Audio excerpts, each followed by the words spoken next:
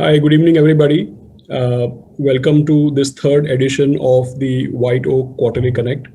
My name is Ashish Somaya, and I am the CEO for White Oak Capital.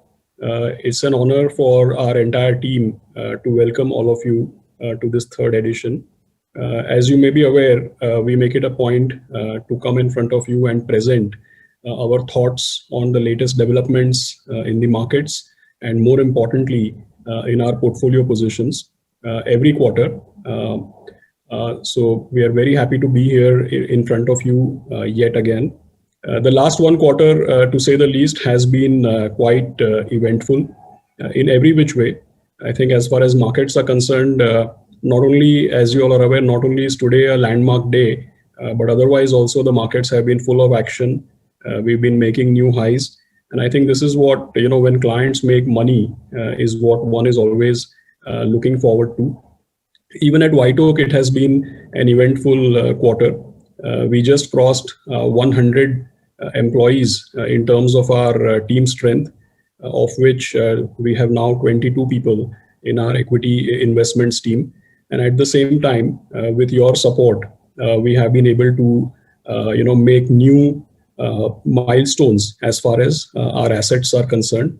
As we speak right now, we are just short of $5 billion in terms of total assets invested into Indian equities, of which about 900 million is our domestic assets, and the rest just short of 4 billion being global assets invested into India on behalf of our investors from all over the world.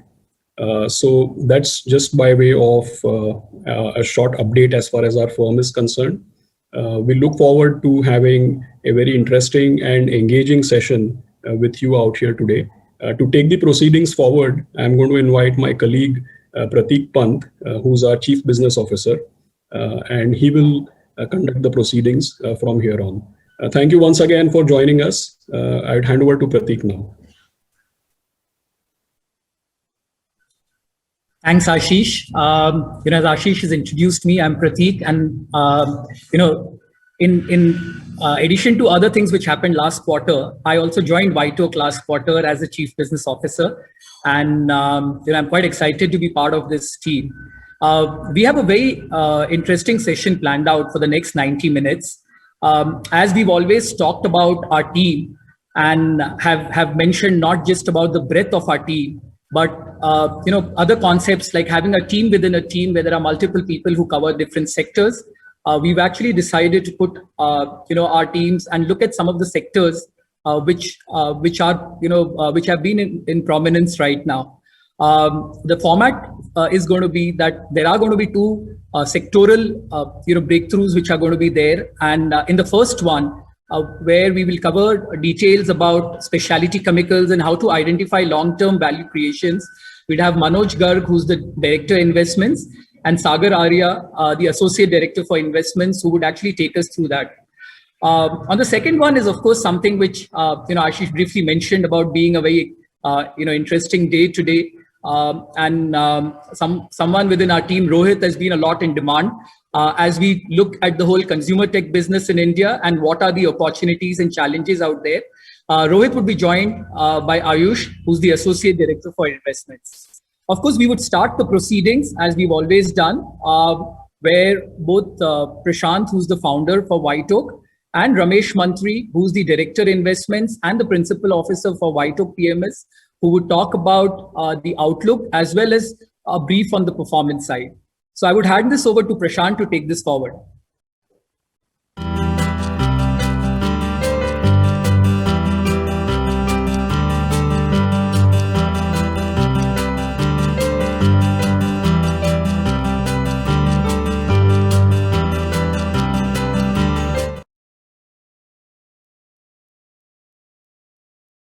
Those who've joined this evening. I'm going to try and keep my comments relatively brief so that you get to hear more from the investment team, which actually is doing all the good work day in, day out. Maybe I start with continuation of sorts of what we discussed last quarterly Connect call, because a lot of people are those who also attended the last quarterly call, where the hot topic of discussion was the the worsening COVID situation and its impact on the market, and so on. So obviously what you see here at the top left-hand side, as well as the top right-hand side, when we last met, the graph was spiking up, right? And then fortunately, we've seen a rapid climb down, and we all are aware that things have normalized very rapidly.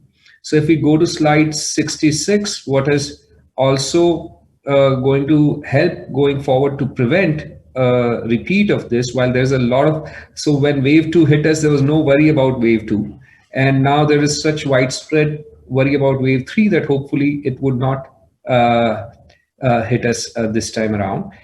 And what is going to help quite likely is this relatively higher compared to what was the case in March vaccination rate. About 25% of the people are vaccinated now with COVID vaccines, and then a fairly large number, nobody knows the reality, what is the real number, but it's possibly a similar number of people who've already been infected and hence have achieved natural immunity. Slide 68 shows that the market during this time, if you look at over the last 2, 3, 4 months, has barely been affected by this, all right? And the reason is, as we discussed last time, as long as there remains an effective vaccine that works against all these variants, and the vaccines that are right now being used in India or elsewhere in the world, they're all shown to be highly, highly effective against these various variants. Yes, the infections still occur, but the vaccines are effective enough to prevent worst case outcomes. And as long as that remains the case, the economies around the world are not going to be materially impacted for materially long period of time, and hence the markets are going to, as from a market's perspective, COVID has become almost like history.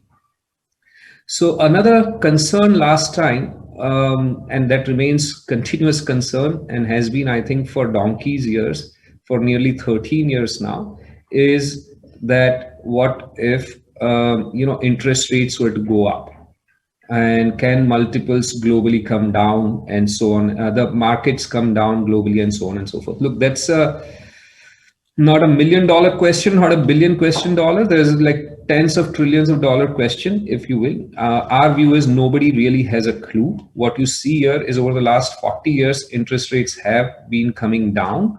You cannot extrapolate them to come down further, but at the same time, just because they've come down, you cannot assume or that in and of itself does not mean they're going to go up. Our view has been, though again, all these macro views don't form any basis for our investments, because we don't believe any money can be made that way. But we think there is a logical argument, which I'm sure you've heard before from us, that because of the technological innovations over the last several decades, inflation expectations productivity has considerably been boosted in all spheres of life, and hence inflation expectations are extremely low. The long-term inflation expectation, because what matters is the long-term inflation expectations, not what is inflation this year, last year, or next year, right? And hence, since inflation expectations are low, interest rates are low. And since over the last 3 months, if anything, interest rates have fallen from 1.5 to 1.75 that they were last time when we met, to around 1.25 at present. If we go to the previous slide, number 60, this worry of interest rates has been at the forefront for at least last 13 years, since September 2008, after Lehman crisis, when Fed cut rates. The names changed over time. There was QE. For the longest of the time, people kept talking about QE. Now QE seems to be forgotten, dead and buried. Then there was taper tantrum and tapering. Everyone talked about tapering. Now nobody talks about tapering. Just now, liquidity is what people are generally worried about. And as I discussed on the prior slide, there is quite plausibly a logical rationale rather than attributing it merely to Federal Reserve or other central bankers keeping interest rates artificially low or anything. We don't believe in that line of argument. For 13 years, that argument has been false. If it has been false for 13 years, macro gurus, doomsayers, they've missed out one of the biggest bull markets in the global equity markets based on that misplaced theory. If we go to slide 46, now turning to more pertinently, what's happening with the corporate sector. Subsequent to our last discussion, corporates reported the fourth quarter numbers, and they came in fairly healthy, quite a strong earnings season, and the year ended up 14%, one of the strongest earnings year for earnings from fiscal 2011. 14% earnings growth would have been unthinkable 12 months prior in March or April of 2020. And expectations were for earnings to be down 25 to 30%, but it instead ended up being plus 14%. Now expectations are for earnings to grow at 30+% over the coming year, and then continue to grow mid-teens. We think the 30+% number looks like a stretch. It might have been more reasonable an expectation if the FY21 number had indeed come to be minus 10, 20, 30 some percent, as was expected in March, April. On the back of a strong 14% year, it will be very happy if market delivers 34% growth, but the team believes that could be a stretch, and more reasonable number can be again in the mid-teens or so. If we go to slide number 47, what you'll see that what has characterized the corporate earnings growth is market share gain, particularly by the listed players, which tend to be in their respective sectors the largest of the players. So I'm not only talking about the largest of the players being in the portfolio or the leaders being in the portfolio, but when you think of say PVC pipes or paints or jewelry as a sector, the listed players tend to be the largest players. There is a whole long tail of unorganized mom and pop stores which are losing market share. And that is why, despite a weak economic growth, the corporate sector delivered very robust earnings growth, because they gained market share. That was one key characteristic. And also, as you'll see from the right-hand side, top box, margins improved as well, as expense control were exercised, keeping in mind a very weak environment, but the environment turned out to be better for the corporates than what was envisaged.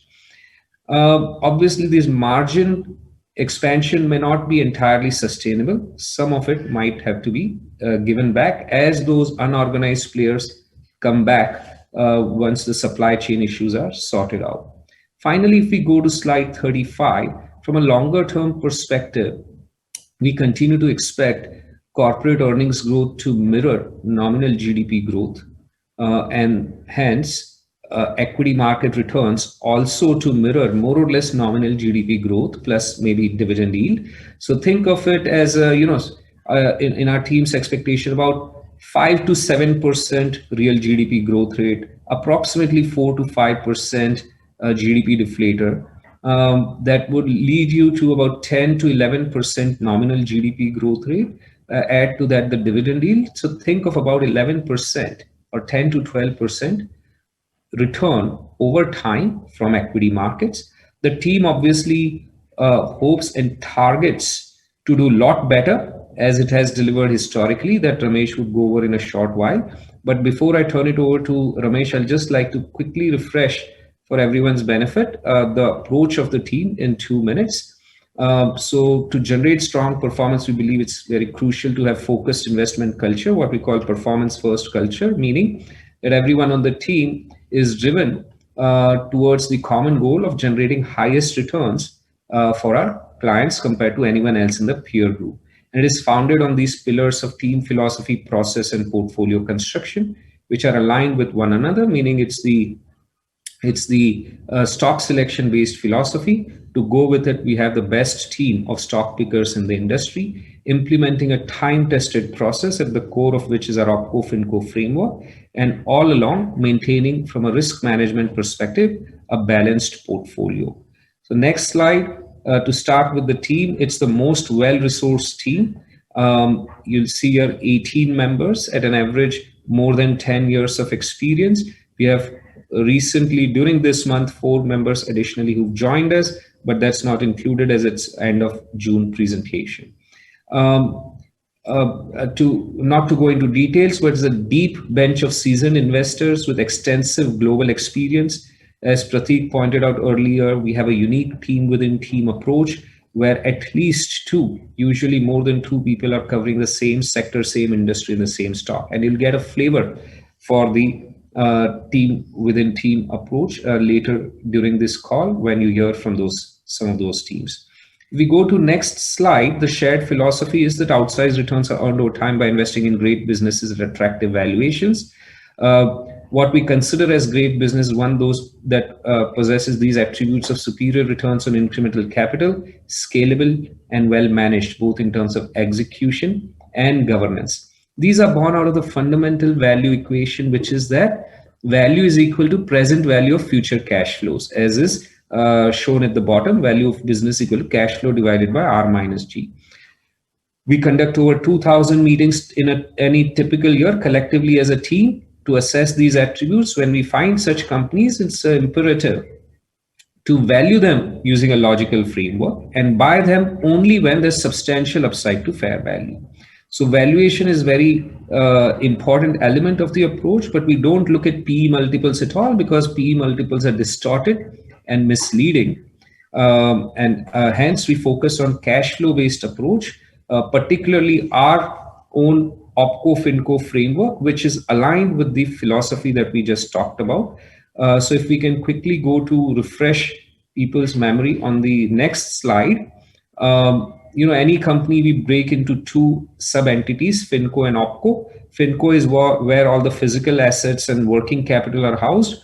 OPCO is where we assign the revenue and EBITDA from which it is deemed to pay a operating lease cost and a working capital financing cost. And after paying tax to the government, what is left is nothing but excess ROIC related free cash flow. And the present value of that of OPCO is the value of excess ROIC in the business.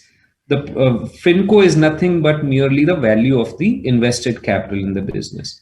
So we get very insightful takeaways when we break any value of any business into the 2 components as denoted in the first equation of the bottom box, where enterprise value is equal to FinCo plus OPCO.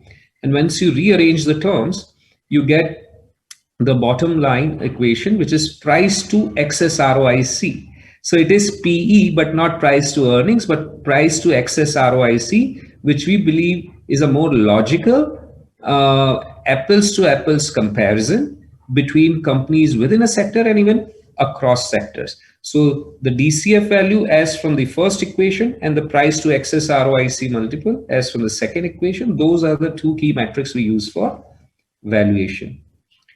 At this point, I would like to pause and turn it over to Ramesh to take it from here, talk about the performance of the portfolio as well as the composition. Good afternoon to all the participants. We'll start with talking about the White Oak Pioneers PMS performance. This strategy has been, the track record is now available for a little over 2 years. As you can see, since inception, for a little over 2 years, we have outperformed the market by 9.77% annualized. And if you look at, since we outperformed in 2019, 20, and the first half of 21, while since White Oak has started offering the AIF product in late 17, we've seen significant headwind in our portfolio because of small caps and mid caps. However, this first half year, the small cap, mid cap has been a relative tailwind to our portfolio after 3.5 years of headwind. So that's been the change in the markets. However, there's a very different attribute that has emerged in the portfolio. Amish, Yes. may I request to speak a little louder? There is some disturbance in the line, so your voice is not coming out clearly. Sure.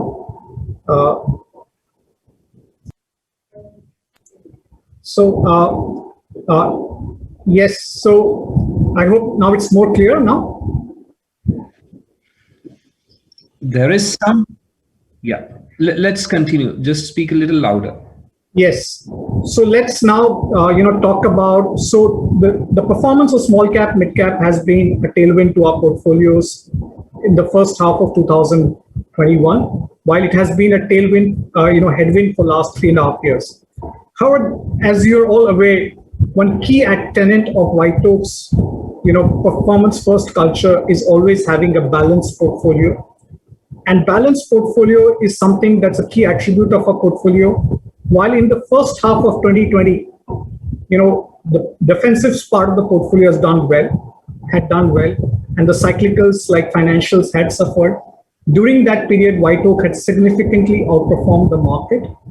And this year, the first half of 21, the pro-cyclical sectors, as you can see in the slide, that the best performing sectors have been materials, which has largely been metals and cement, industrials, and utilities, which largely comprise of PSU companies. So the last 6 months has been a very strong, pro-cyclical movement in the markets.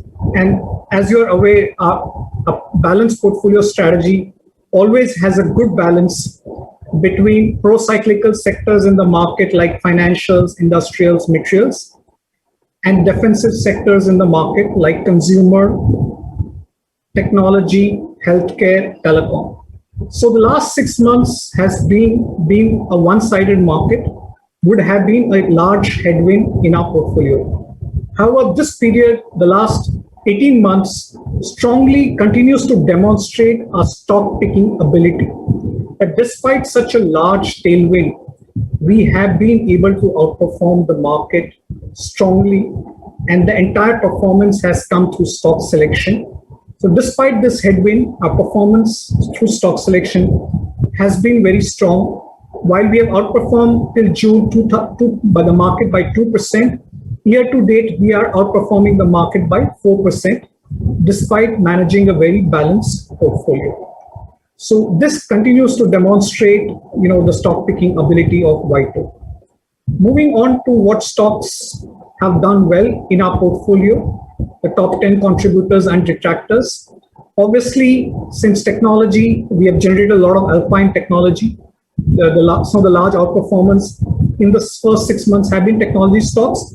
But then there are stocks from a variety of industry sectors.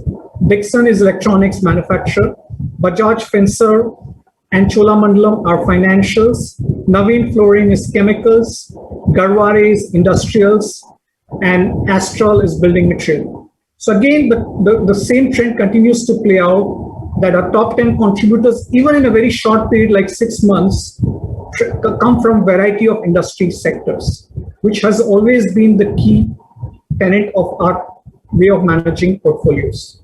Of course, in terms of detractors, some of the consumer names are large detractors over a 6 months name, simply because consumer has been the weakest performing sector in the last 6 months in the market. And talking about stocks, individual stocks, you are all aware, Intellect Design was a small position for us when we invested 3.5 years ago. The stock has done exceedingly well. It's emerged as a top 2 players in the world in certain products in their transaction banking solution, and is gaining increasingly market share in their consumer banking and insurance products globally. And then Dixon, which is the company which is India's largest and best managed electronics manufacturer, continues to execute exceptionally well.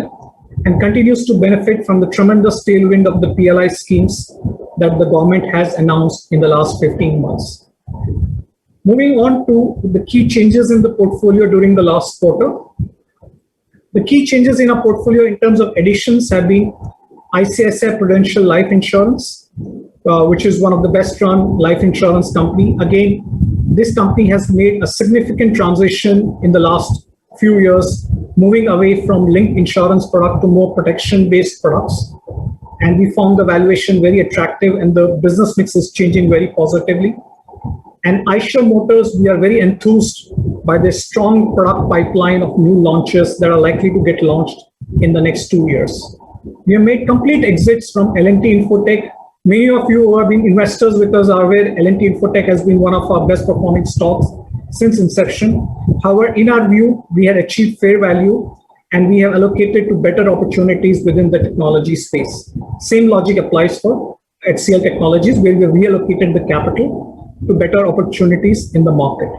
In terms of changes in portfolio weights across sectors, there's actually, in fact, no material change that I would like to call out. There have been very minor changes in consumer discretionary because we added a stock like Eicher Motors. Materials, the weights have gone up because of more investments in chemicals. And there's been minor changes in decreases in financials and information technology. Looking at how our portfolio is positioned in the next slide.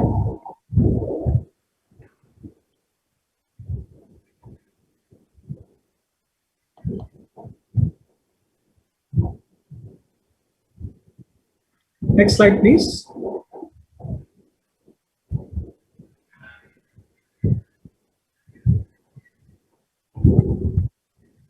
Thank you.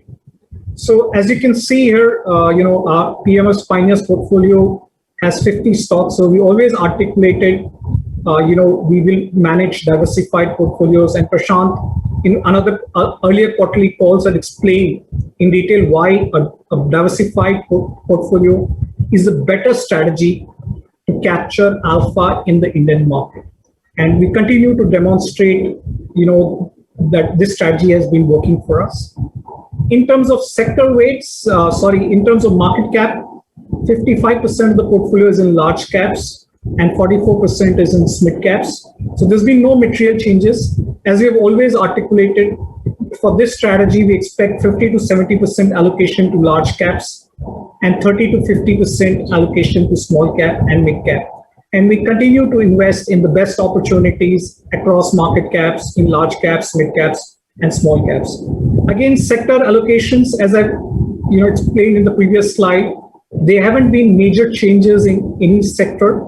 We continue to have a diversified portfolio across sectors and a balanced portfolio where we have sectors like financials, industrials, materials, which are pro-cyclical, and then counter-cyclical sectors like consumer, pharma, technology, and IT services. So that's on the portfolio, composition. Finally, moving on to the long-term performance of White Oak as a manager. So the India Account Fund is the first strategy that White Oak launched on 1st September. We are about to complete 4 years in 3 months. And as you can see, for the last close to 4 years now, we have delivered, outperformed the market by 11.16%. This is despite the fact that half of our portfolio on an average has been in small cap and mid cap, which have seen quite a headwind in the last 4 years. And yet we continue to deliver best-in-class alpha and continue to be a top 1 percentile manager investing across market caps in India. I'll stop for here. Thank you. And we will move on to the next session where my colleagues Manoj and Sagar talk about the opportunity in specialty chemicals sector. Thank you.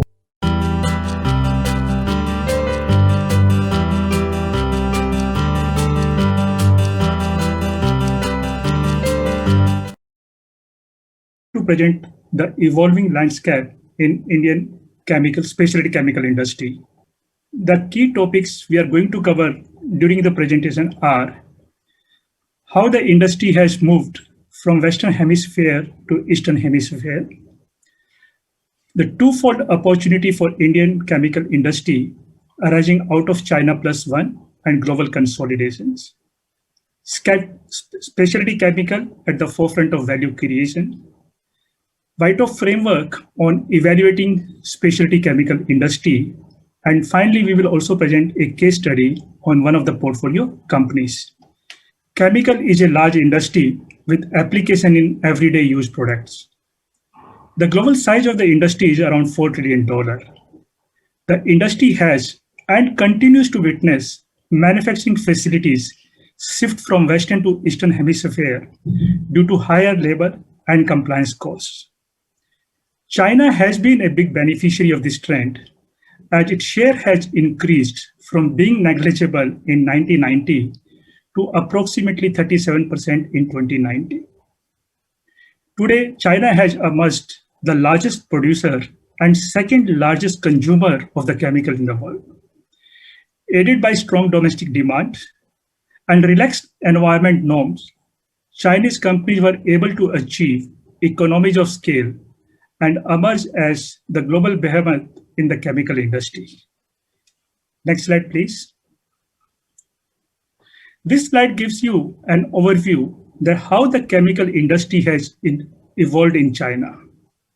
During phase one, the focus of the government was on the growth at any cost. Growth was driven by strong incentives by the government. Previous slide, please. And reckless manufacturing standards. The state also provided capital subsidies that helped the company to operate at lower cost of capital along with lower operating costs. Chinese companies were not only enjoying higher export incentives, no, please go to previous slide, but also not investing in effluent treatment cost, which forms a large part of both capex as well as operational cost. Such reckless growth did not come without consequences, as lower compliance led to high pollution and forced the government to implement the blue sky policy. Relocation of toxic manufacturing plants to dedicated industrial park, along with higher operational and labor cost, drive out the cost advantage Chinese companies were enjoying until now. Now, this has created an enviable opportunity for India, which is perfectly positioned to emerge as preferred destination for the companies looking to diversify supply chain. Being pharmacy of the world, India has access to strong talent pool, which is not only skilled, but also available at lower cost, which enables manufacturers to provide quality products at competitive costs. We do believe that as per capita income will increase, it will lead to higher demand for value-added and premium products, as we have seen in China. Today, if you look at on the bottom left-hand side chart, you will see that India has lower per capita consumption of chemical compared to global average. However, as the per capita income will increase, we will see that the domestic chemical industry will grow at a faster pace. This will enable Indian companies to achieve scale and compete globally with China. Now, this optimism is also reflected if you look at on the bottom right-hand side chart. It is also this is a survey which is being conducted by a Japanese bank for its clients, where companies have shown commitment to expand relationship with India. Next slide, please. In our view, this creates a large and structural opportunity for India. Unfavorable policy in China and favorable government policies in India, such as self-reliance or Atmanirbhar, as well as PLI, which is Product Linked Incentive Scheme, which has been announced by the government to become self-reliant, at least in the key starting materials for chemicals and API. These will enable India to emerge as credible alternative to China. We believe that even if capacities in China to come back, however, they no longer enjoy the same benefit as they used to be in the past. As you can see on the table here, that India's relative competitive position has increased significantly across all the parameters, whether we talk about export incentives, labor, power cost or effluent treatment cost. And as I highlighted earlier, that effluent treatment cost becomes a very, very large part of both CapEx as well as operational cost. Moving to the next slide. At the same time, India, unlike China, is emphasizing on sustainable manufacturing practices with strict implementations. Government has created dedicated manufacturing hubs for chemical industries and compulsory installation of ETPs at manufacturing sites. Further, most large manufacturers in India, I'm talking about chemical manufacturers in India, are REACH compliant, which is one of the most comprehensive frameworks in the world. While we do believe that China will continue to dominate the global chemical industry and no chemical company in the world afford to move out of China or leave China, however, even if India is able to gain a couple of percentage point incremental market share from China, given China plus one kind of an alternative or supply security, it will accelerate the growth opportunities for Indian companies for several years. As you see on the bottom right-hand side, the quote came from Mr. Pramod Thote, who is the president of FMC India, a large global agrochem company, that this is an opportunity for India to advertise itself as the next big destination for chemical manufacturing. Next slide, please. Global consolidation in the chemical space is leading to incremental growth opportunities for Indian companies. If you see over the last few years, we have seen a large number of M&A activities among the global agrochemical space, similar in line what happened maybe in pharmaceutical industry way back in 2007 and 8, where like Bayer has acquired Monsanto or Dow and DuPont, they came together, they have joined their hands together. In fact, all of these large multinational companies are struggling with the profitability, and the focus of these companies is turning more towards their core area and activities, which is the R&D or brand building, while they are outsourcing the manufacturing activities to low-cost destinations, which is evident from the bottom table, where you can see that many large Indian companies, the likes of Navin Fluorine, PI Industries, Aartis, Heinkel, they have won multi-year kind of contracts from the large MNC companies over the past 12 to 18 months. Next slide, please. Indian companies are witnessing multiple growth opportunities. Despite doubling the capex over the last 5 years, if you see the capex of the Indian company on an average has gone up from 14 billion INR to almost around 34 billion INR. Indian companies are further accelerating their investment in building human, intellectual, and physical infrastructure, which impart greater growth opportunities going forward. Next slide, please.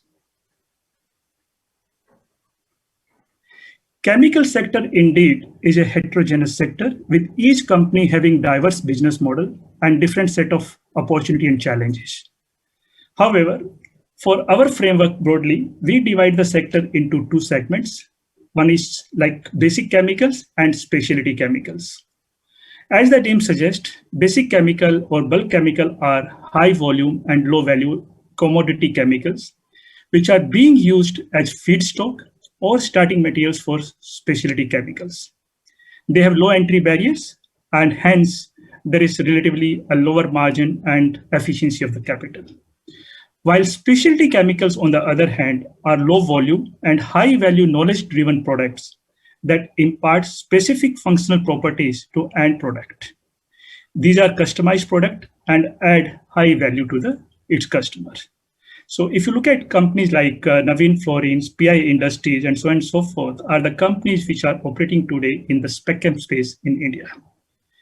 Now I turn the call to my colleague Sagar, who will talk about the Vitox specialty chemical framework and how we evaluate the companies in this sector.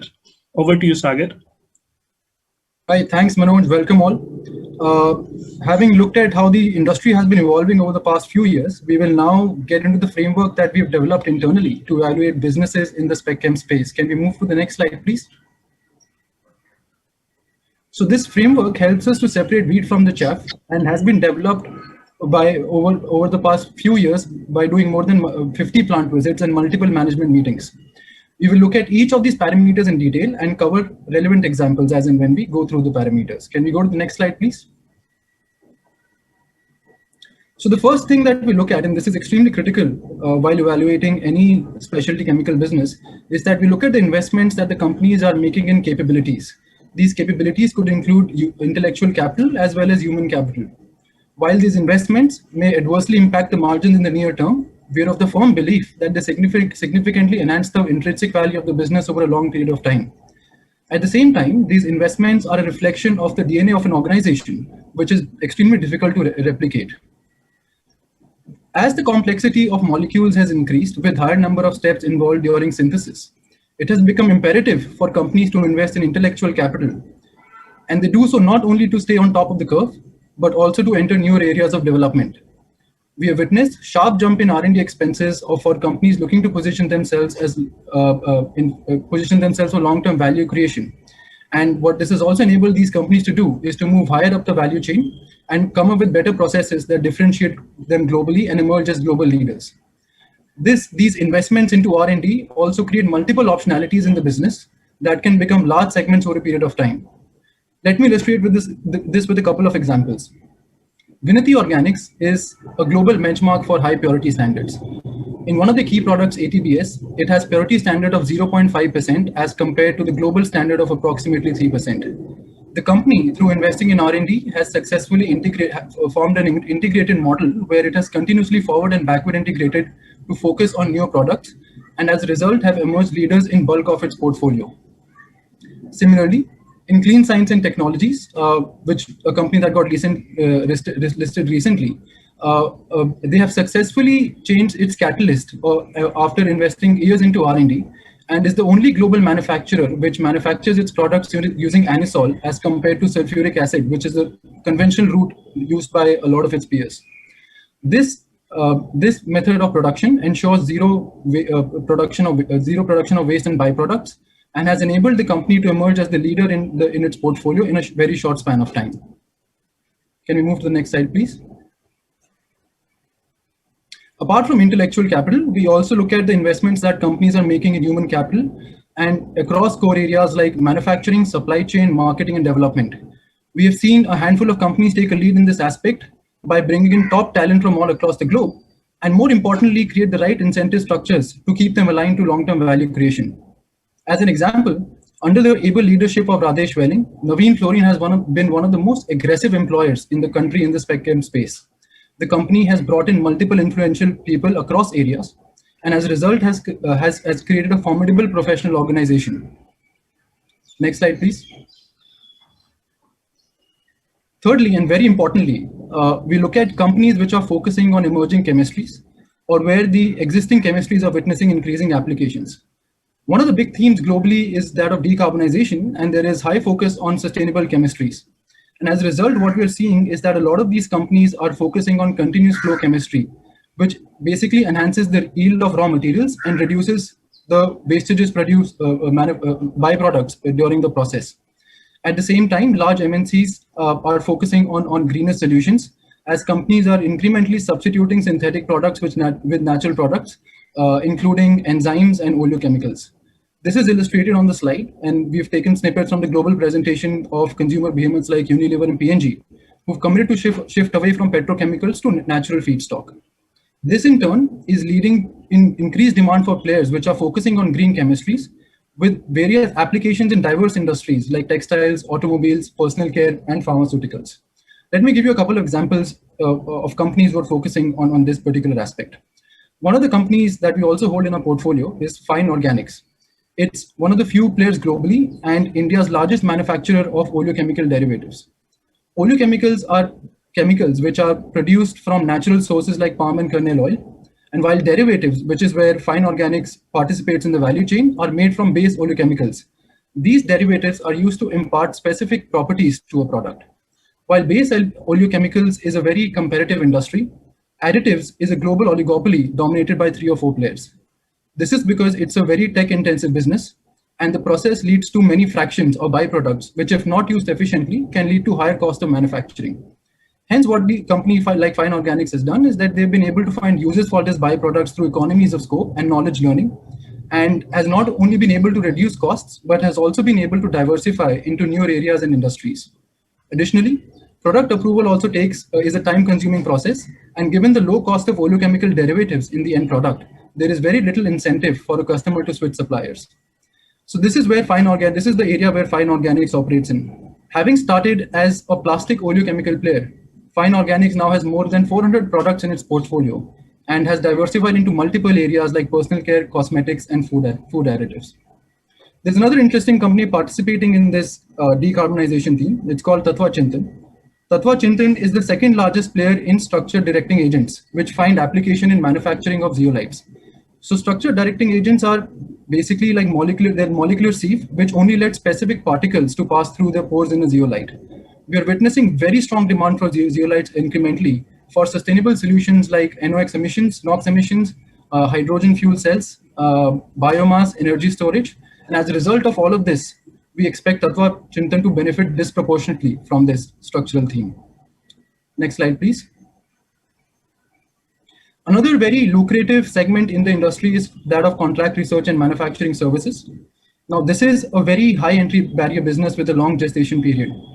And the mode of competition in this industry is not price. If companies start competing on price, that's like bringing knife to a gunfight. Since you're working with innovators in this space, the companies compete on the basis of chemistry capabilities, economies of scale, economies of scope, regulatory track record, responsiveness, and relationships. Companies in this industry, operating in this industry, tend to also show very high non-linearity as they achieve a critical mass. But reaching that tipping point itself in the first place is a very time-consuming process. So let me give an example. And one of the finest examples of a company having built this segment is that of PI Industries. PI Industries was one of the first companies in India to enter the CSM space in about 1999 to 2000. After a very slow start, PI has successfully compounded its CSM business by 25% over the past 10 years. And with a current order book of $1.5 billion, the company has extremely high visibility on growth. And this is the aspect that I was talking about, where there is non-linearity in the business as you achieve certain scale. And as more molecules start going from the research phase to the commercialization phase, where the volumes increase 10x to 100x in some cases. We have also seen this play out in Navin Fluorine. They seeded their CRAMS business in 2011. And after years of investments into people, relationships, and capabilities, we believe that they seem to be at an inflection point in this business. Next slide, please. We also look at companies which follow good manufacturing practices and focus on EHS, environmental health and safety. Prior to investing in any company or in any chemical name, we ensure that we do a plant visit to get a sense of the practices being followed by the companies to discharge waste and how they treat effluents. Some of the companies that we have invested in the portfolio, in our opinion, follow best-in-class manufacturing practices with a flawless regulatory track record. Many of them have materially stepped up their investments in EHS and at the same time are also automating their plants so as to reduce manual intervention. An example of this would be a company like Aarti Industries, which focuses on benzene chemistry. The company has spent more than 250 crores over the past few years on effluent treatment plants, and now 18 out of its 21 plants have zero discharge facilities. Similarly, as you can see on the slide, Vinati Organics has been rated gold standards towards sustainability performance by EcoVadis and was in the top 2% of suppliers in all categories. Next slide, please. Lastly, we prefer companies which are globally competitive versus companies that are primarily focused on just the domestic market. We believe being globally competitive is a testament to the quality and the relationships that these companies have built over decades. As you can see on the slide, most of these companies have evolved their business models and continuously adapted to the changing requirements in the global landscape by putting in timely capex to cater to the requirements of their customers. To illustrate how we successfully have used this framework in one of our portfolio companies, let's just go through a case study. Next slide, please. Next one. So Navin Fluorine is one of the largest players in fluorination in India. And fluorination is actually a very large market. It's valued at about $22 billion, and it's one of the fastest growing chemistries globally. And the reason for this is because of its lipophilic properties. Because of its properties, lipophilic properties, the efficacy of molecules that have an element of fluorine in it is significantly higher than other alternative chemistries. In fact, one out of every 3 molecule in R&D has an element of fluorine in it.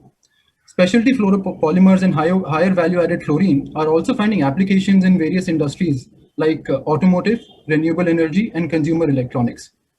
To position itself to leverage this opportunity, Navin Fluorine has, having started as a commoditized business, over a period of time has seeded high value-added businesses, both organically and inorganically. For example, it entered the specialty chemical business in 2000 and entered the CRAMS business in 2011 through an acquisition.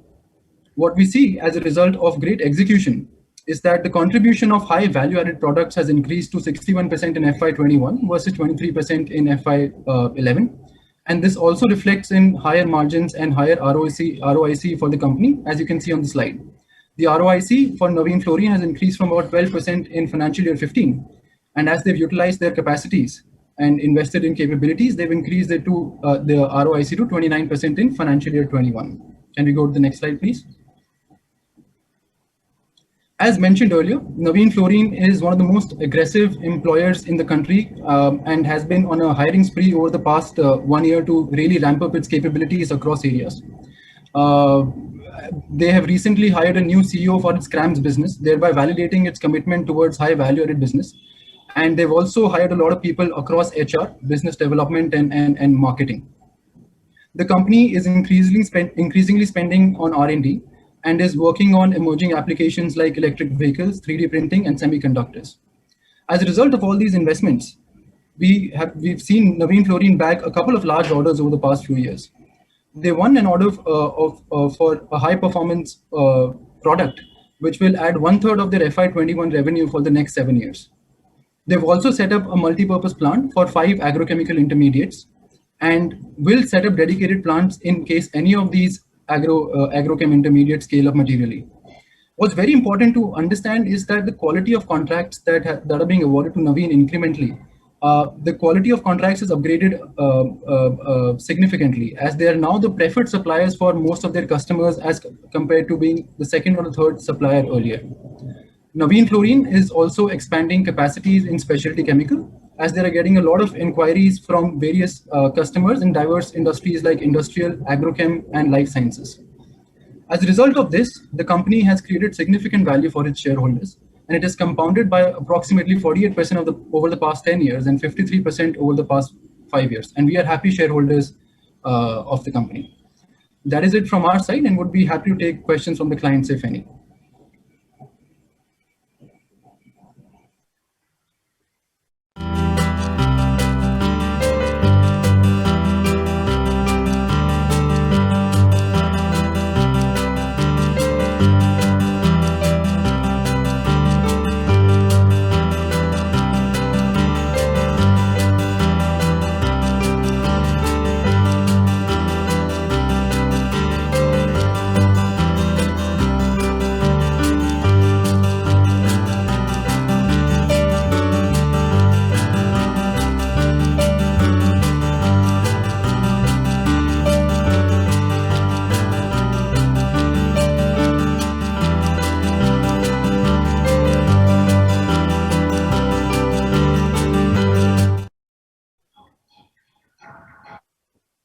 Thank you. Hi, good evening, everyone. My name is Rohit, and it's a good coincidence and a very pertinent that we're discussing about the consumer internet sector on the day of the maiden public listing of a homegrown consumer internet startup, Zomato, today. So before I get into the presentation, just a quick word on the framework that one uses or to analyze any business or investment opportunity or an industry, right? There are two aspects, and this is, very loosely is how I'm putting it. There are two aspects to it. One, you open your eyes, you look for evidence, you seek evidence, and you analyze it. And then you spend some time closing your eyes and imagining the future, right, of that industry or of that business or the investment that you're, evaluating. Now, if you look at the consumer internet space, being a nascent, early stage, highly disruptive, very fast moving space, it places a lot of premium on doing the latter, where, you have to, imagine the future. Now, that may sound very subjective, but the idea that we have in this presentation is actually to illustrate that there, can be a process that you can apply. There can be a method to the madness, if you will, right? Again, putting it rather loosely. So that's what, my colleague Ayush and I intend to do over the next, 20 odd minutes. So if we could go to the next slide. Yeah. So from an, if you look at this slide, it looks a little busy and quite deliberately so, given that this is a fairly busy space. Yeah. So if you look at consumer tech, right, in very simple terms, the way we define it is, businesses that leverage technology/internet, right, to serve a consumer need at scale. So there are three phrases here: leveraging technology/internet, serving a consumer need, and doing so at scale. All three phrases are equally, sort of critical. And when we talk about consumer needs, these needs could be unmet needs, underserved needs, from by traditional industries that the new consumer internet, players are disrupting. These could be latent needs, or these could be new needs that are created by, these companies.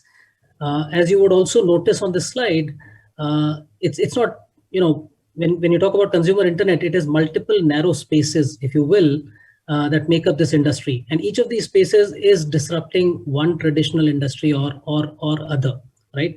Now, again, if you look at some of these spaces, some of them have scaled up, reasonably well in India. If you look at the column, the row that has the sizes of these respective, narrow spaces out there, some of them have scaled up, some of them are still subscale. But what goes without saying, and this is our firm belief, that all these businesses are poised for very strong growth over the next, many years. So while we have put in our expectation of the next 5-year CAGR for some of these businesses, the growth runway is much, much longer.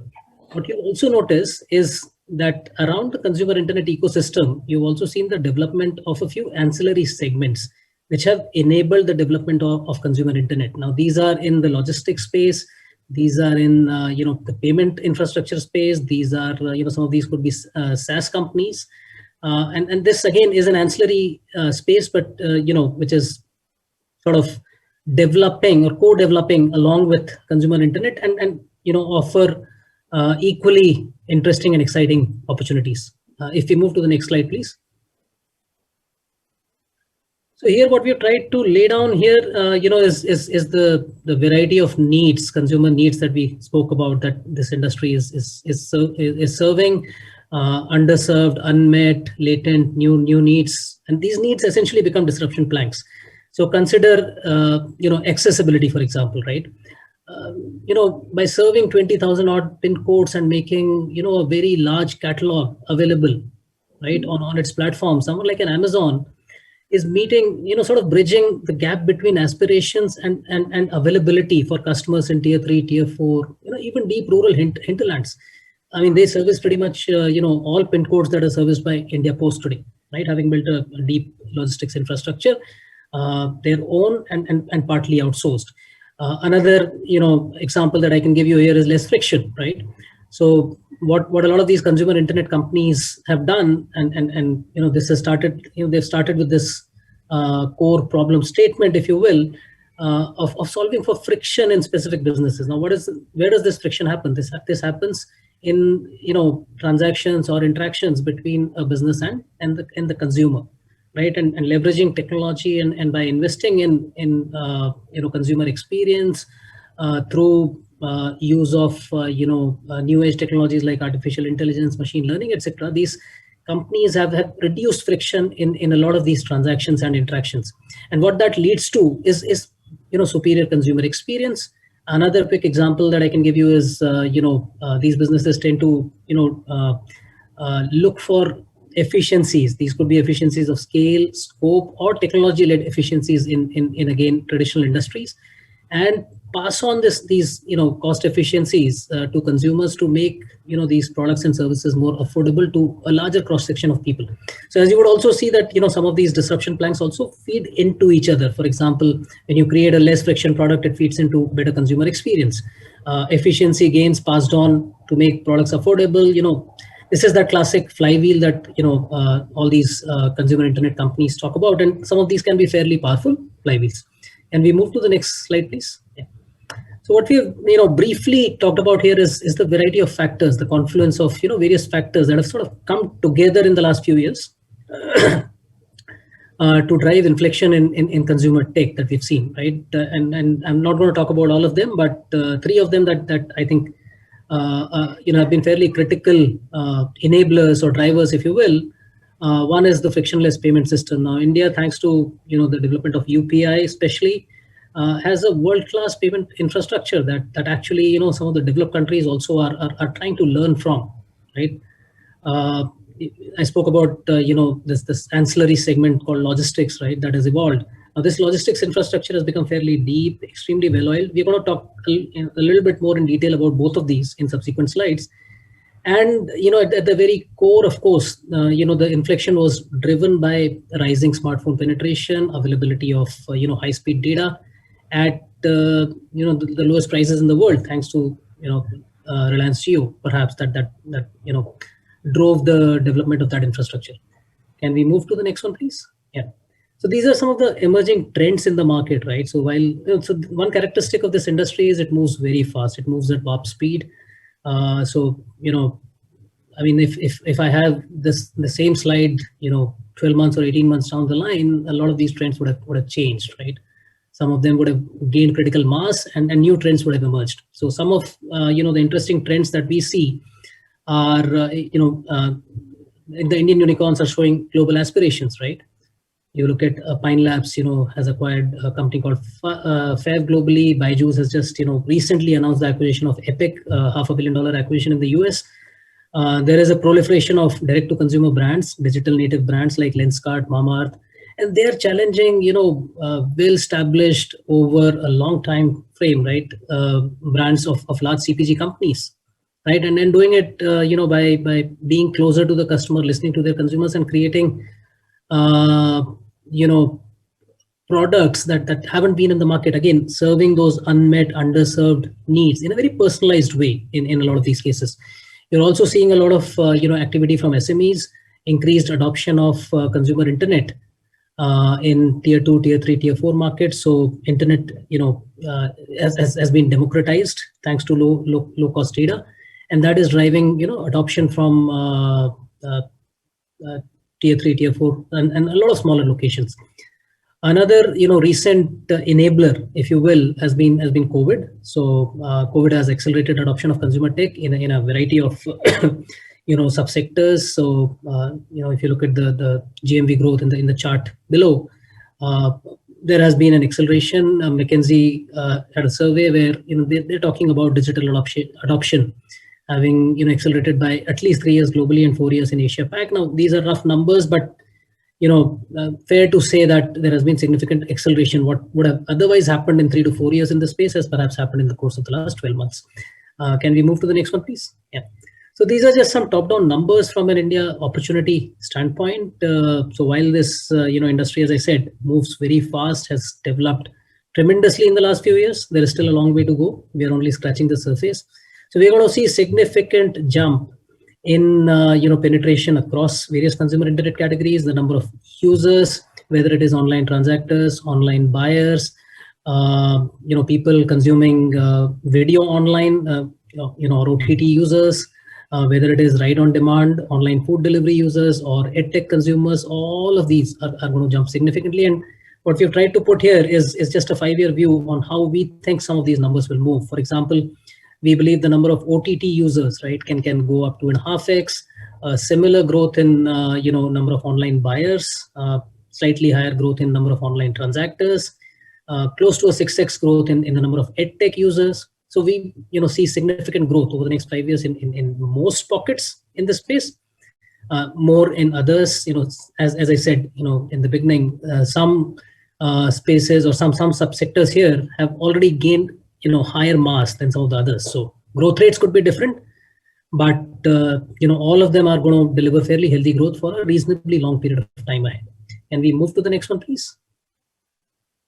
So again, as I said, payments infrastructure, right? One of the key enablers, huge success story as far as India as a nation is concerned. Our UPI or payment stack has won a lot of global plaudits, and for very good reason, right? The number of transactions that are happening, right? We are talking about 2.5 billion plus transactions a month, and this number is still growing fairly rapidly. Aadhaar is an authentication tool, right? The two-factor authentication that we have, for secure transactions. So this entire payment stack, NPCI, UPI, and the good thing is that, again, we are perhaps nowhere close to being done here. There is a lot of innovation happening in this space, and there is a lot more to come, right, in the entire fintech space. And at the core of it is this beautiful payment stack that we now have, right, which is becoming a global aspiration, right? Can we move to the next one? So here again, we're trying to shed light on one of the underappreciated areas in the consumer internet space, this big enabler, the logistics space. Just to give you some context and some numbers, last year, calendar year 2020, there was the entire e-commerce space in India. There were some 3 billion parcels that were shipped through the year. So that's close to 8.5 million parcels a day. And this number would already be close to 10 million parcels a day today, if you're looking at the run rate today, right? And we believe we're going to grow 3x from here in the next 5 years, right? So this is huge scale at which, e-commerce shipments are being parceled from various warehouses, of horizontal marketplaces or vertical specific e-commerce players. And just to be clear on this number actually excludes the food delivery orders, if you will. It's not included as part of this. So that's an additional, at its peak, close to 700, 800 million hyper local, deliveries. And as you would also notice here, right, logistics is not a cookie cutter, one single sort of a sector in some sense when it comes to this. There are various nuances. The infrastructure you need to set up for e-commerce will have its own nuances. What you need to set up for grocery, this is a space which is very fast evolving again, completely different, because the consumer expectations from a logistics or delivery standpoint are completely different, right? When I'm ordering food, I actually am a very anxious customer for those 30 minutes when I'm waiting for that food, right? And again, in the context of Zomato, I should mention that the abilities or capabilities that they've developed, right, in this last mile hyper local delivery, and the ability to do it at scale is again a massive competitive advantage. And this will find, like is happening in other countries, this will end up finding use cases in categories beyond food. The leading food delivery company in China, Meituan, for example, right, is a very large player now in the express grocery delivery space as well. DoorDash in the US is doing the same. So these are the sort of competitive advantages, even on the logistics side, that a lot of these companies have built. So can we move to the next one, please?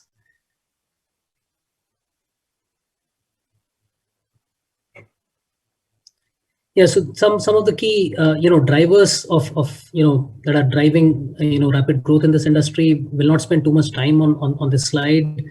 Very favorable demographics. We are a country with the lowest median age at 28. So a fairly young population.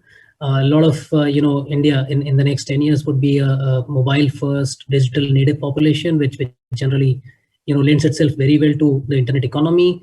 If you look at the chart on the right hand side, this shows the surge in internet economy as percentage of these countries' GDP respectively that happened in China and US between 2010 and 20.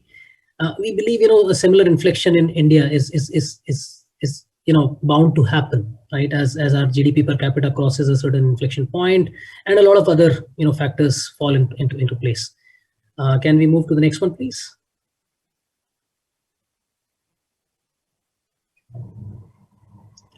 So again, goes without saying, this has been a key driver of the rising adoption of consumer internet. Smartphone penetration has gone up significantly in the last few years, thanks to the wide scale LTE network that Reliance Jio invested in, and followed by the other two competitors, Bharti and Airtel. Today, the 4G networks of all these players, right, is covering on a combined basis 95% plus of India's population, and even individually there let's say something like 80% for a Vodafone Idea, but 90% plus for both Airtel and Jio.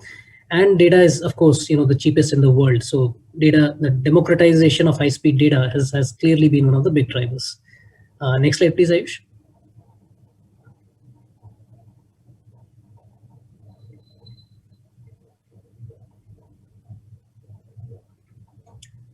So again, just a quick comparison here with two of the evolved consumer internet markets, if you which is US and China. And interestingly, China is actually more evolved than the US, right? And this is actually true of a lot of Southeast Asian markets. For example, if you look at e-commerce on the right-hand side, if you look at the chart, Korea's e-commerce penetration is actually even higher than China. It's the highest in the world, right? Now, why has Southeast Asia, this trend played out in some of these Southeast Asian markets, right? Again, if you look at the characteristics, right, higher proportion of millennials, mobile first, digital natives. So these markets, in a way, right, have again skipped, partly the development of a large, brick and mortar, big box organized retail, right? Very similar to how India, right, skipped fixed line telephony to move straight to wireless or mobile telephony, right? And again, India has similar characteristics. Real estate is extremely expensive, brick and mortar retailing is tough, and e-commerce has started developing already quite meaningfully. So, India will, if I were to guess, India perhaps will develop more like China than the US, right? So it'll develop fairly quickly. This one, again, will not spend too much time on this one. It's just a question that is, debated quite often, whether India will see a super app or will we have a large number of vertical champions. Jury is still out. You have seen, in the US, for example, you don't have a dominant super app, but in East Asia and parts of Southeast Asia, if you look at China, Indonesia, you have seen dominant super apps emerge. Jury is still out. We don't have a firm view on this one yet. We do tend to believe that India will have, vertical champions, a number of them, and not one or two dominant super apps. Next one, Ayush.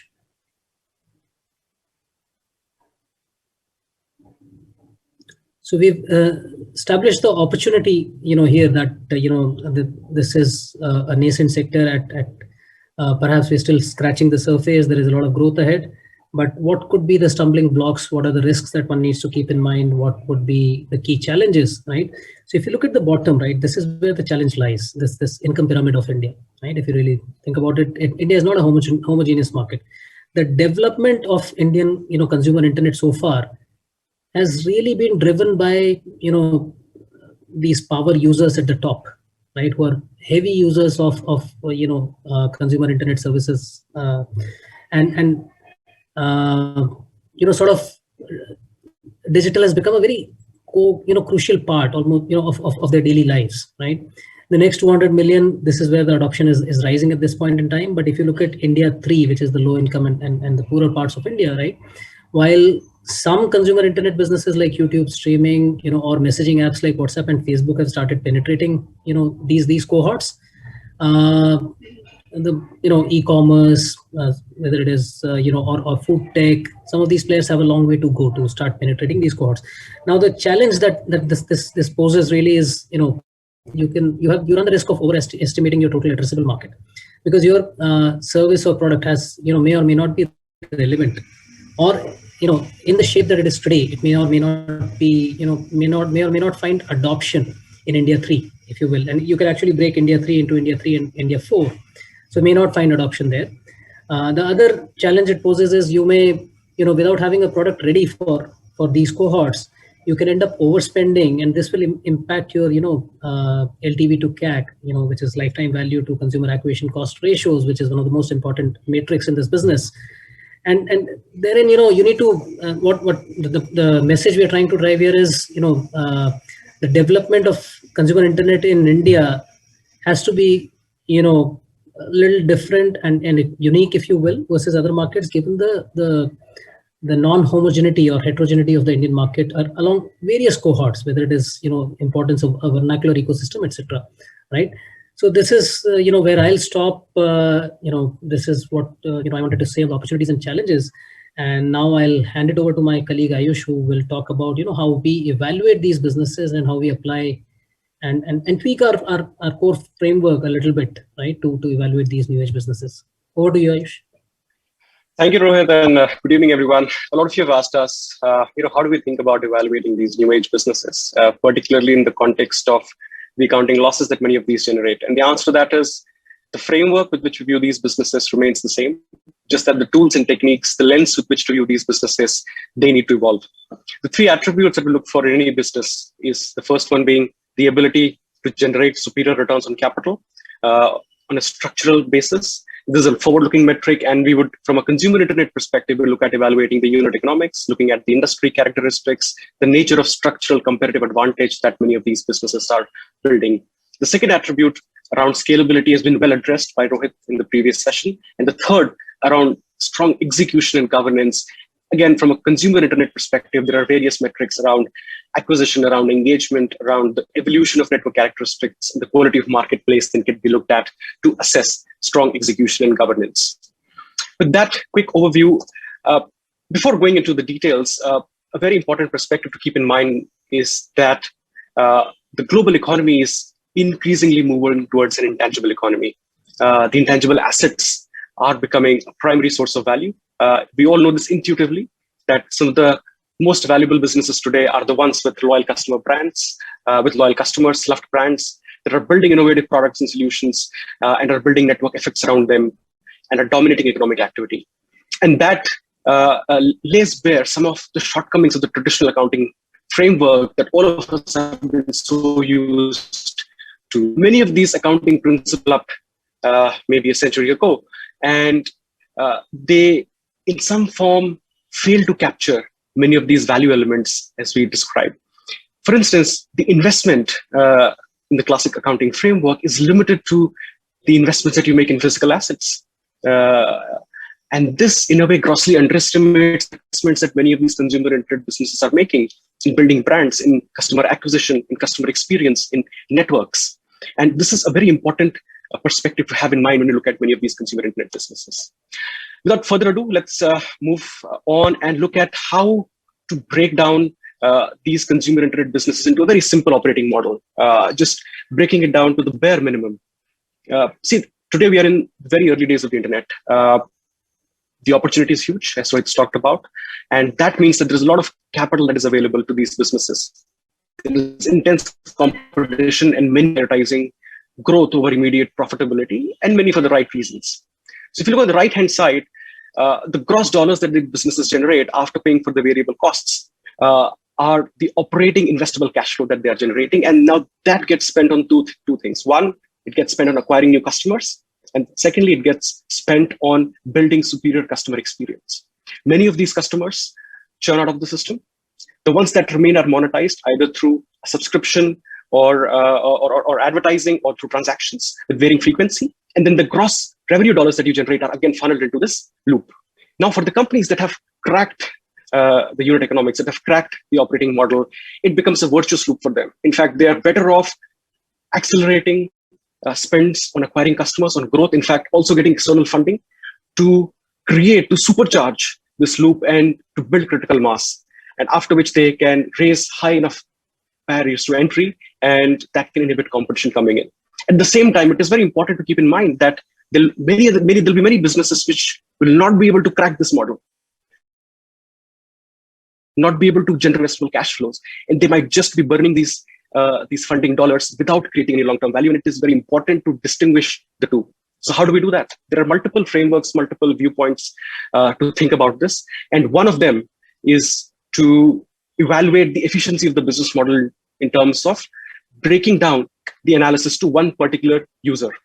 So you think about the cash flows around a single user, which is the lifetime value for user, the expected revenues that a user generates over the life the user remains within the system, which is in turn is a function of, let's say, the average order value, the gross margins, the frequency with which they transact, and the churn rate in the platform. And at the same time, there is a certain cost to acquiring this customer. And once you compare the two, the amount of revenue, gross profits that one customer generates compared to the cost that you have paid to acquire that customer, this ratio can provide us crucial insight into what can be the structural profitability of the business, what can be the cash flow generation potential, and eventually the ROIC trajectory in the business. And at the same time, when a business has cracked an attractive LTV to CAC, parallelly, we need to assess what is the nature of competitive advantage that a business is generating. Because remember, consumer internet is a fairly heterogeneous space. There are various kinds of business models that have come about, and you can drill down the nature of competitive advantage in consumer internet into three broad categories. One is many of them will have economies of scale and scope. Many of them will end up generating network effects. Not every business will have network effects. And then they will have other intangible assets like brands and technology. And very important to assess what is the exact nature to know what is the durability of this LTV to CAC ratio that you have calculated. In the interest of time, I'll skip this example and directly move into sort of assessing the ongoing execution of these businesses. So once you've found a one business that has attractive unit economics, how do you assess ongoing execution, especially in the context of them still making accounting losses, being in early stages? And the way we think about it is along three vectors of analyzing acquisition metrics, analyzing engagement metrics, and analyzing the quality of the network.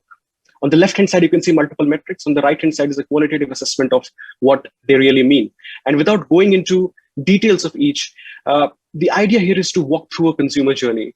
So at the start of the journey, how are the customers being acquired? What is the source through which they're being acquired? And how is the cost of acquisition of those customers moving? Once you acquire a customer, how are the customers engaging with your business, with your platform? What is the quality of that engagement? Are they just opening your app, or are they actually doing a tangible action like a transaction or spending certain minutes to watch the video? What is the stickiness? How quickly are they dropping off? And once you acquired a customer, you've engaged them on your platform, how are you monetizing them? What is the mode of monetization? What is the trend around monetization? And then finally, how are the top customers, the power users, so to speak, are behaving on your platform? And all along the way, while we assess execution and engagement, it is important to analyze what is the quality of network that is being built around these customers. So how's the depth of the network? How is the liquidity of that network? The concentration and fragmentation of the supply and demand? How is the switching cost getting built into the network? Is there any evidence of pricing power that you can see in the network, and many others? So this presents a simplified sort of framework that allows us to think through, look beyond the near-term accounting P&L that many people obsess about, and to really dig through as to what is the structural potential of any business to generate superior returns on capital over a period of time. So to summarize our thoughts on the consumer internet space, we think that this industry is fundamentally changing the way consumers and businesses interact with one another. They're disrupting many traditional businesses, and there's this new breed of digital native, mobile first, convenience first companies that are scaling at rapid clip. Importantly, the business models are going to be very heterogeneous, and which means that large winners and losers are going to be created. Not every company is going to succeed. But what remains is that technology-led business models will become a larger and larger part of the market over the next 5-10 years. And our basic valuation principle to evaluate them does not change. At the heart of it, the value of any business remains the present value of cash flows, right? We need to remember that many of these businesses today are investing in habit formation, investing in acquisition and customer delight, and therefore near-term accounting losses. But what really matters is their ability to generate cash flows over long periods of time. And therefore near-term losses can have less meaning if the businesses have cracked the right operating model. And therefore engaging in a very thoughtful bottom-up build-out of future cash flows is of paramount consideration. And we are focused on finding and investing in consumer tech businesses that dominate their industry, that have attractive positive unit economics, that are serving large and growing markets run by credible management teams while maintaining the discipline around our cash flow valuation framework.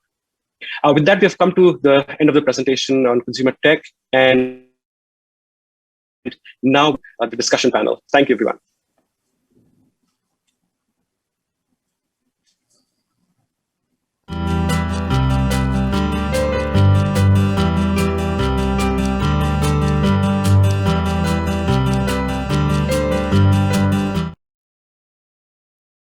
Thanks, Ayush. Thanks, Rohit. I know it was a busy day for you all as we saw this mega listing at a 1 lakh crore of a consumer tech company. Incidentally, we've been talking about this in various platforms. Ramesh has been giving a lot of interviews around this whole IPO phenomena.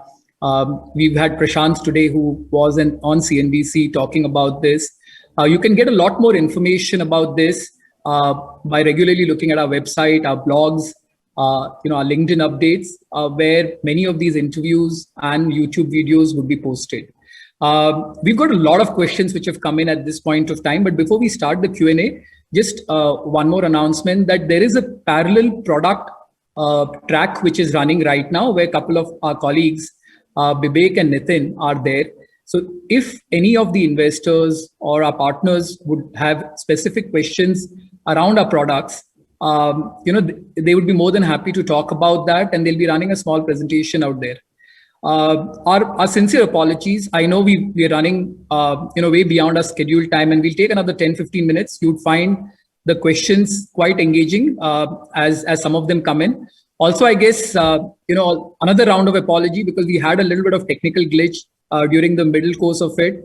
Despite all best solutions on technology side and running and learning to value technology businesses, at times one can become a victim of that. So sincere apologies on that. But just to start with, Prashant, very standard questions which I know I've heard you talk about this in multiple forums. Why does White Oak PMS have such a diversified portfolio? Doesn't it actually hinder returns rather than create returns when we have 50 stocks out there? And second, how do you time, right? Should you come in a staggered approach, or should you actually be putting lump sum investments out there? So before I answer, Prateek, I have a question as well from a client to you. How do they, if they want to, how do they go to the Vivek and Nitin session? Okay, so you'll have to come back. So we are in the auditorium room right now. You'll just have to come back, and there is a parallel, there's a work stream which is there, which talks about a breakaway group on the product side. So you'll find that. You'll just need to click that when you come into the main introduction part, which is there. Okay. So as somebody would have logged in, you would have come to the auditorium, and there is also another tab which talks about a breakaway group. So Prashant, the respective gentleman would have to just click that, and both Vivek and Nitin would be there to run through the presentation on products. Certainly. So now I know we are running over time, so we'll try and make it more of a rapid fire Q&A for this session. The question that just asked, the first one about the number of names that the team owns, that generally takes a lot longer. So I'll try and make it brief by using an example. See, one should not forget what is the end goal. For our team, it is clear that the end goal is to maximize returns for the portfolio, for the clients, right? We don't want to be handcuffed or shackled by any, oftentimes I believe this concentrated portfolio, focused portfolio, 20 name portfolio, these are more marketing gimmicks. They are made out to be good for generating higher returns, whereas we believe there's no fundamental underpinning to that. In fact, we can provide as a lot of evidence that is counter to that. It has been our firm view, and not only here over the last 4 years, but over my entire career over decades, it's been my firm view that in a country like India, where liquidity is so low, having the flexibility to own larger number of names allows a team to generate higher returns. The diversification benefit, and that's why I use the word having the flexibility to own larger number of names, rather than saying having the flexibility to diversify the portfolio, even though they mean one and the same, but there's a subtle nuance here. The diversification benefit of reduced risk is just a byproduct. The main aim is to increase return. And quickly, as an example, let's assume a good manager managing 20,000 crores of AUM. There are several good managers managing 20,000 crores of AUM. And they, let's say, to keep math simple, have a 20 name portfolio. What they say, it's a focused portfolio, won't go over 20 name, 15 name, 20 name, let's use 20. That means on average, they'll be investing 1,000 crores per name. Let's say, stay with round figures. To invest 1,000 in a company, the market cap of the company typically would need to be at least 10,000 crores or more. And more often, would need to be, at least 15,000 crores or more, taking into account how much the promoter owns and whatnot. Now, the number of companies that are 15,000 crores or more in market cap is fairly limited in India. Over the last 12 months, it's increased with the way the markets behave, but it's still about 200 names. And guess what? Every one of the fund managers who has this so-called focused concentrated portfolio is focused on these same 200 names. They miss out on hundreds of other names. Like our investment team considers our investable universe well over 500 names. So they miss out on a lot of mid and small cap names, which are otherwise gem of opportunities. But a 10,000 crore name or a 5,000 crore name, they miss out because you can't invest 1,000 crores in a 5,000 crore company, right? Whereas we, having not shackled ourselves or handcuffed ourselves with a 20 name portfolio, we have the ability to put in a name at even 1% of the portfolio. If you can't buy 5% or 4%, but you can buy 1%, then why leave 1% opportunity? So some of the names that were talked about today, like Navin Fluorine, when the team bought it, initially the stock was 3,500 crores or so in market cap. Intellect Design that Ramesh talked about earlier, again, a 1% position when we bought was about 3,500 crore market cap position. These two names, and there are at least 6 names in our top 10 contributors over the last 4 years, which if we had an artificial constraint like a 20 name, 25 name portfolio, we would not have been able to buy. Despite 1.5% position, these companies have done so well. They've gone tripled, quadrupled, 6-fold, 7-fold increase. Dixon is up 6 to 7-fold, I believe, over the last 2 years. We bought it again when it was 3,500 crore market cap. Now, when it's 25,000 crore market cap, this is a time when others, who might have 10, 15, 20 name constraints, they might have start looking at them. But our team is able to maximize performance by investing in gem of opportunities in small caps. And we believe it's only counterproductive. See, the game of investing to begin with is competitive enough, in its free form. If you are to handcuff yourselves on top of it with such artificial constraints, you are going to generate suboptimal returns. And hence Sure, Prashant. I think I guess you make a point. And when people talk about the investment team at White Oak, there are a lot of success stories people have talked about in the mid-cap IT space, in specialty chemicals, and even now in the financial services sector. And a lot of it is attributed to the philosophy of having a diversified space. So while there may be a good marketing ploy around running concentrated portfolios, but does it finally deliver returns is really a more question. Is this thing, Prashant? On the other point, whether one should be entering the market at this point. It all depends. I would say it's like staggering over time basically gives you time diversification. It doesn't come free because the amount of time. So if you have, let's say, 1 crore rupees, and if you were to split it into 10 parts, 10 lakhs, 10 lakhs, 10 lakhs over the next 10 months, only 10 lakhs is immediately deployed and earning a return. The remaining is sitting in fixed deposit or something, losing in real terms, right? So the last leg of 10 lakhs, which will come in 10 months time, would have actually sat in fixed deposit for 10 months. So that's a cost you are paying. It does not come, the diversification does not come free, time diversification. You can think of it as insurance you're buying by time diversifying. And then it's really up to the person how much insurance they want to buy.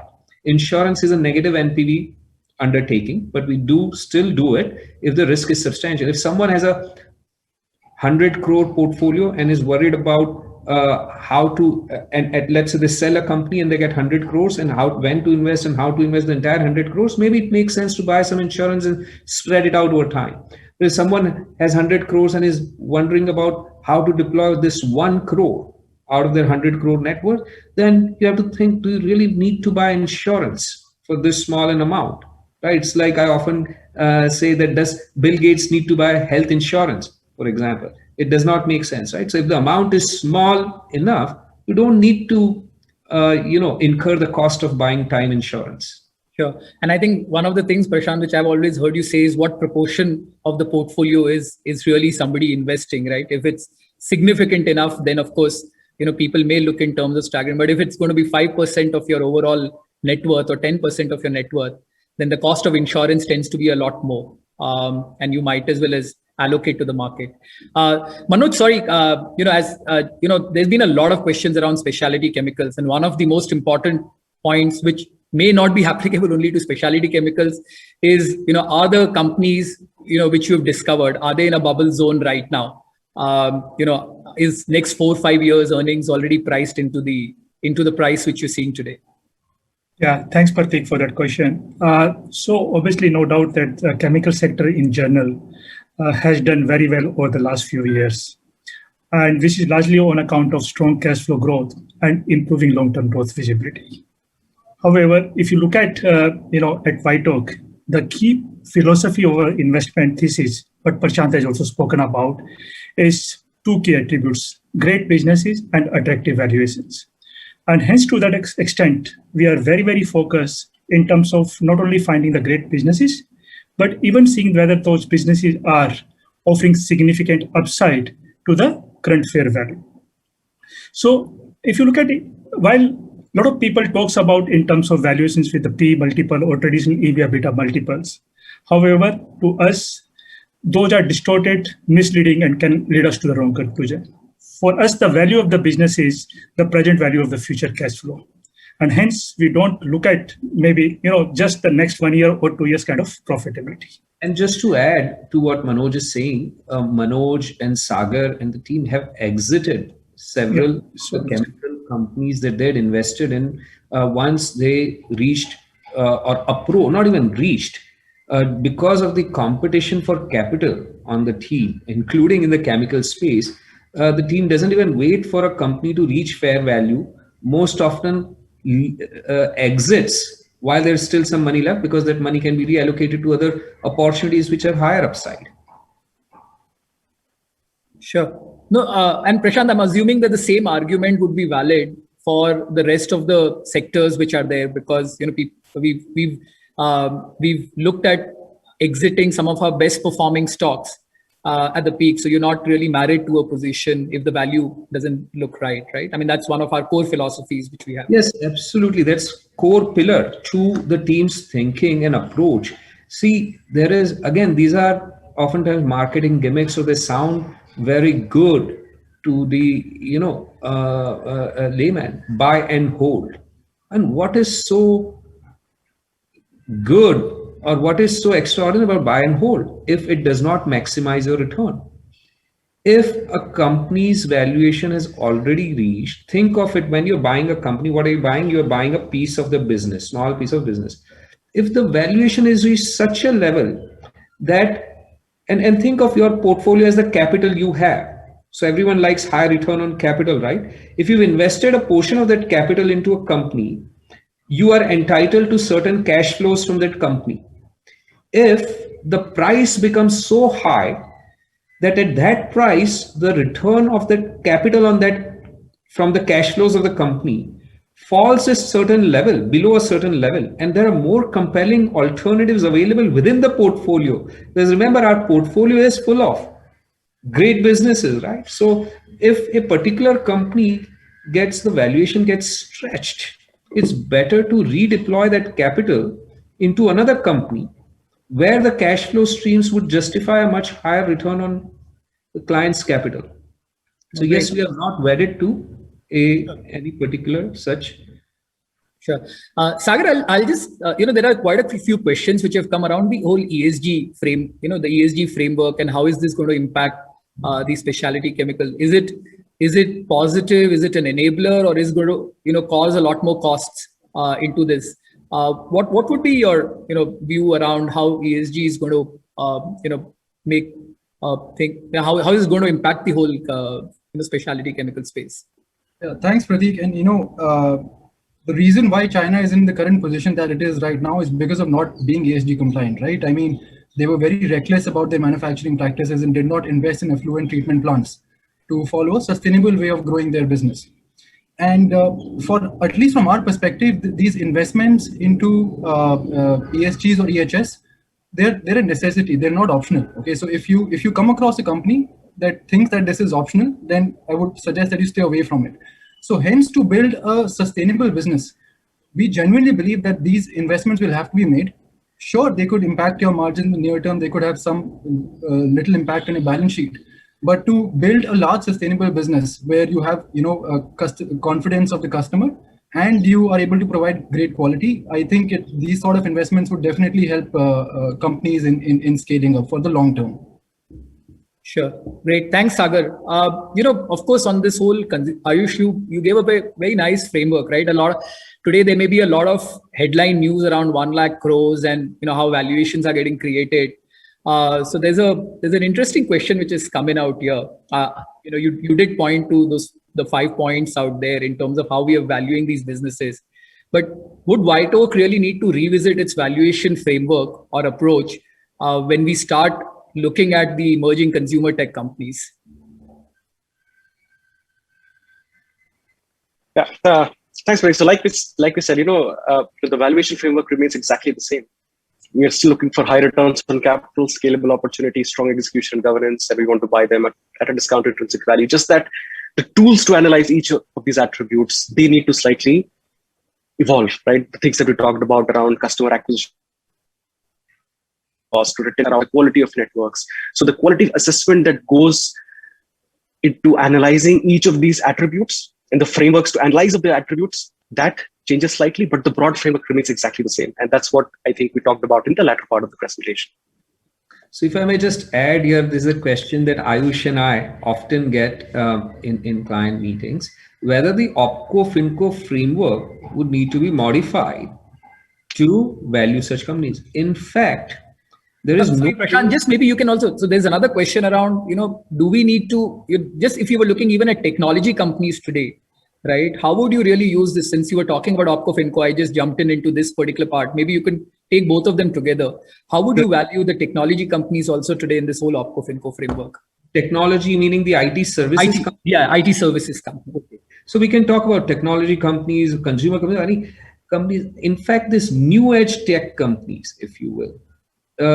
This is the, I would say, most appropriate and the only way to, while we might say this is the most appropriate, only way to value all the other companies, but how would you even apply a flawed, even if, let's say we all agree that PE multiples are flawed, you can't even begin to apply that flawed model on valuing some of these new age companies, right? And those who are limited in their valuation approach to the flawed PE multiple approach, hence throw up their hands. Either they take the leap of faith blindly because everyone's buying, they'll be buying as well, or they throw up their hands and say, boss, this is overvalued, this is crazy, this is overstretched, this, that, and the other. The only way to value is the way to value any other business also. The most fundamental way to value any business is that value of a business is present value of future cash flows, right? So the DCF value. Remember, our OpCo-FinCo framework is an enhancement to the DCF value, where we break the DCF into two components, the FinCo and the OpCo. Now, certain companies may have no FinCo, and that's perfectly okay. It is broken into two components where the FinCo component may be 0 or 1% or 2%, like Unilever has no FinCo. Nestle has no material FinCo. 1% of the value of Nestle is in FinCo. IT services, we talk about that very little in terms of, hardware and some capitalized software and maybe buildings where their employees are housed. But there too, a low single digit percent is in FinCo, lot more is in OpCo. So the framework is very fundamental, very basic. It applies to every sector, including IT services, the traditional IT services, including the new age businesses, right? It is the P multiple model which anyways gives apples to oranges comparison when applied to traditional businesses, and is not usable at all when evaluating new age businesses. Sure. Yeah, that's Ramesh, just coming to this point which Prashant has just made around this whole PE model, traditionally, and you spoke about this in your interviews at Bloomberg when people did speak to you about valuing consumer tech businesses. You're also seeing many other now new age businesses. There's, which has been filed, on the financial services space and things like that. Do we, so one of the questions around here is that have markets really now gone way ahead of its fundamentals, and are these so-called non-profit making businesses going to cause the market to turn around from a cycle perspective? Sure. So first, as the team had talked about, right? The profits are not a way to value. Just because currently a business does not have profits does not mean it will not have future cash flows.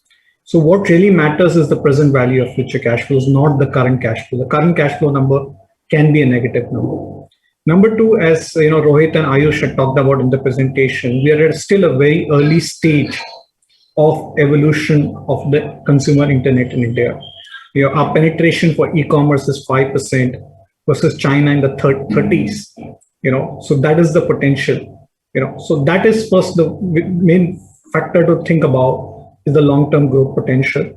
Number two, technology is a very heterogeneous sector. As Rohit and Ayush had talked, there is a variety of business models. What will really matter whether value will get created or not? Whether companies have positive unit economics, they will serve large and growing markets, and can execute extremely well. So technology will create large winners and losers. There is no single answer that an X company will do well. And if people are not invested in loss-making companies, then they would have never invested in Amazon, right? Which is one of the most defining companies in this century. So it is all subject to the individual company dynamics that will work. There's no single broad brush answer that can be given.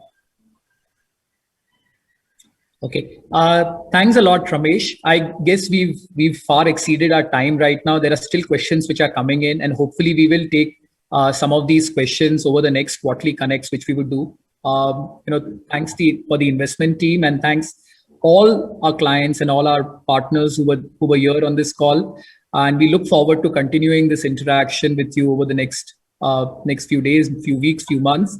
And thank you for supporting us in this. Thank you. Thank you all for taking the time.